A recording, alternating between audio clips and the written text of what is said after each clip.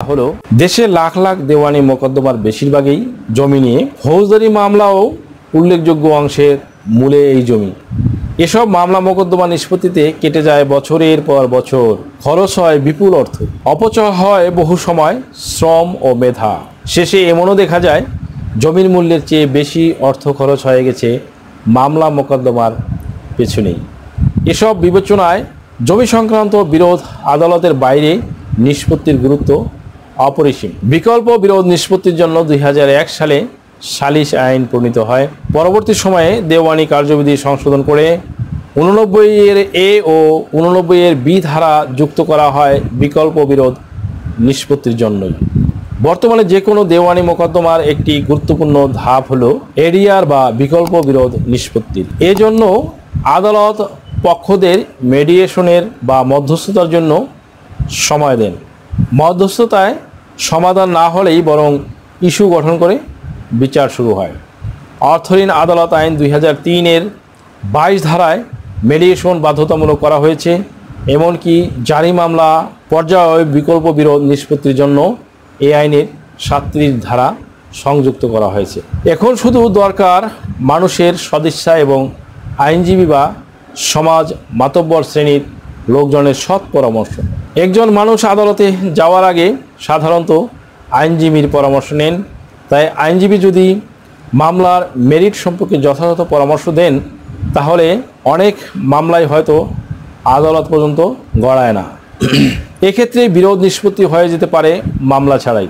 একটি জমির মালিকানার ধারাবাহিকতা মূলত শুরু হয় সিএস রেকর্ড থেকে। সিএস রেকর্ডের মালিকের কাছ থেকে তার ওয়ারিশ উত্তরাধিকারী মালিক হতে পারে, বা বিক্রি, হেবা বা দান পত্তন, সাময়িক বন্দোবস্ত ইত্যাদির মাধ্যমেও অন্য কেউ মালিক হতে পারে। বিক্রি দলিল বহু আগে থেকেই লিখিত হলেও পত্তন ও হেবা আগে মৌখিকভাবে হতো।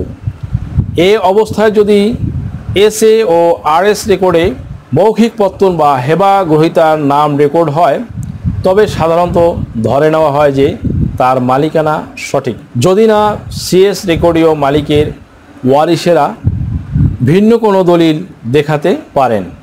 জমির মালিকানা প্রমাণের জন্য দলিল ও পর্চা এই দুই ডকুমেন্টস মূল।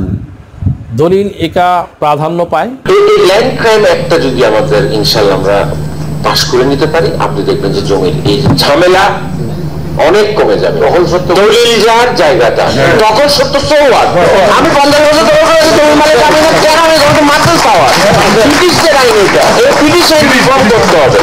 এবং আমি কি পরিমাণ সারা পেয়েছি আপনি কল্পনা করতে পারেন। বিদেশ থেকে পর্যন্ত আমাকে ফোন করতে হবে, এটা কখন করব। পর্চা মূলত দখলের প্রমাণ হলেও কোনো দলিলের অনুপস্থিতিতে মালিকানা প্রমাণের জন্য পর্চার উপর নির্ভর করতে হয়। ভিউয়ার্স, তাই ভূমি নিয়ে বিরোধে জড়ানোর আগে বা আদালতে মামলা করার আগে নিজের সত্যের শক্তিটা বুঝে নিন। সত্য দুর্বল হলে আদালতে যাওয়া থেকে বিরত থাকুন।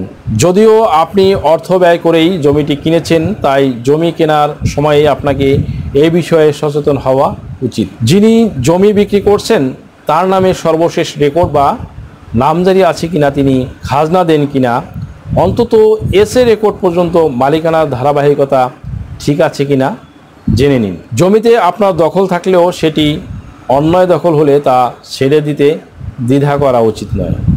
জমি কেনার আগে যথাযথভাবে কাগজ যাচাই বাছাই না করে কিনলে এজন্য যা ক্ষতি বা একদম প্রাথমিক পর্যায়েই বরণ করে নিন।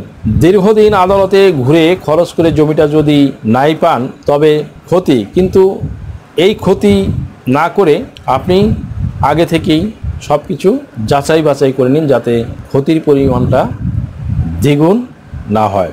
এসএ এবং আরএস রেকর্ড দীর্ঘদিন আগে হয়েছে, সেই রেকর্ড ভুল দাবিতে সিএস রেকর্ডীয় মালিকের সাকসেশন উত্তরপুরুষ হিসাবে বর্তমানে মামলা করে জেতার সম্ভাবনা অত্যন্ত ক্ষীণ।